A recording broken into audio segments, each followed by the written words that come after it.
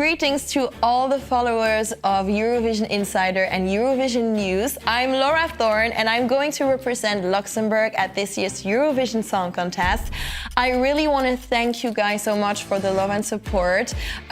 Really, it helps me through all of this. It gives me so much strength. It's crazy. So thank you guys for all of this. Without you, all of this wouldn't even be possible. So yeah, I hope I see you all in Basel. Okay, so obviously I started to sing when I was really young. I think that I sang before I could even speak. First real music classes I took though was when I was 8 years old. So I have a more classical music path. So I started with music theory, so like solfeggio, you know. And then after that, I started my first instrument, which was the classical piano, and then added more and more classes, but always like classical music. I started to play the cello also, and had like harmony classes, counterpoint, like really much going on. Started to take my first singing classes really late, actually. I was 19 years old, so I was already singing, but not professionally. Like I didn't know what I was doing.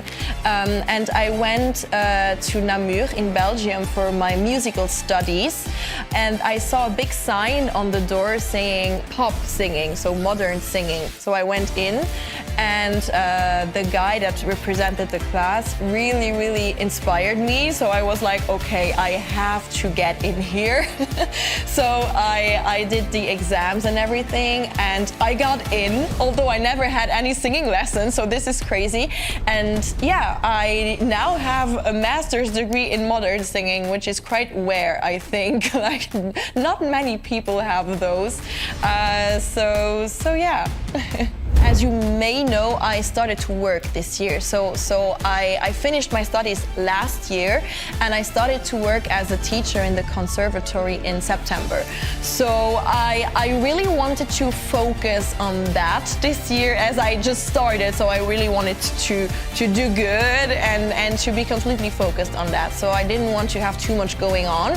So I wasn't going to apply actually. And then in like July, early July, I got a random text from a stranger saying, hey, I wrote a song for the Luxembourg Song Contest and we are looking for a singer in Luxembourg to interpret it. Here's a demo version, listen to it and tell me if you are interested to have that journey with us.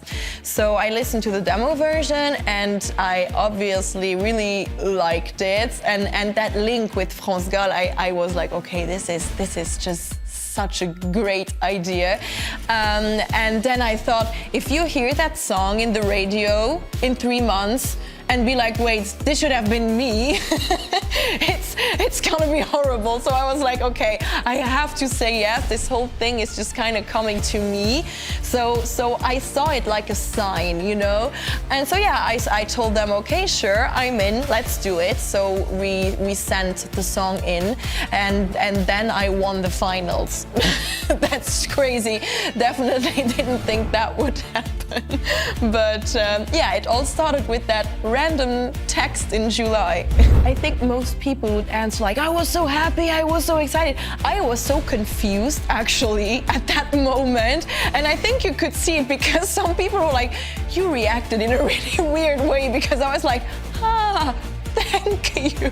I don't know, there was so much going on in my head because I didn't expect it, and yeah, for me it was incredible enough to sing at Rockhal, which is like one of the biggest stages we have here in Luxembourg. So that for me was already so big, and I didn't think that I would win, and I never really thought about it and how I would manage my job and Eurovision and everything. And when I realized that I have won, I was like, oh God, what is going to happen now? So yeah, I was kind of confused. Obviously, I was so happy. I mean, it's normal, but yeah, I had mixed feelings in the beginning because it's such a big thing, and it's kind of hard to handle all at once, you know. So yeah, I had a weird reaction. Well, obviously we wanted for people to understand that there's that link between the two songs, and also because it's like the song is the doll from the future, like from the now present but future in the 60s, you know. So yeah, the puppet is now, it doesn't have to be controlled by the outside anymore, because a puppet, right, a doll, it has no life. It has to be controlled by someone on the outside because it cannot act by itself.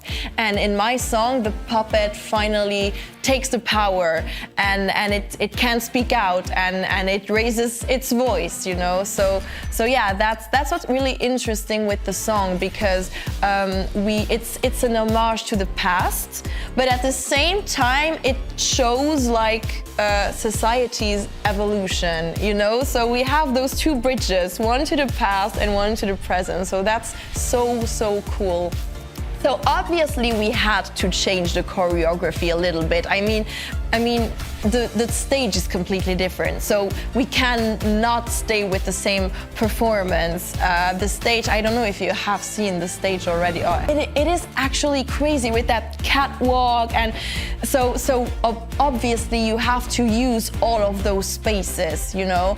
So obviously we had to adapt the choreography, and I think it's even cooler now because we have all these different spaces and shapes, and you can really play with this, and so yeah, definitely going to use all of that great space of the stage, yeah, the choreography is going to stay very fun like the first one, but at the same time really powerful. I mean, the message behind it is powerful, so we have to show that. So yeah, it's just going to reflect the song really well, I think.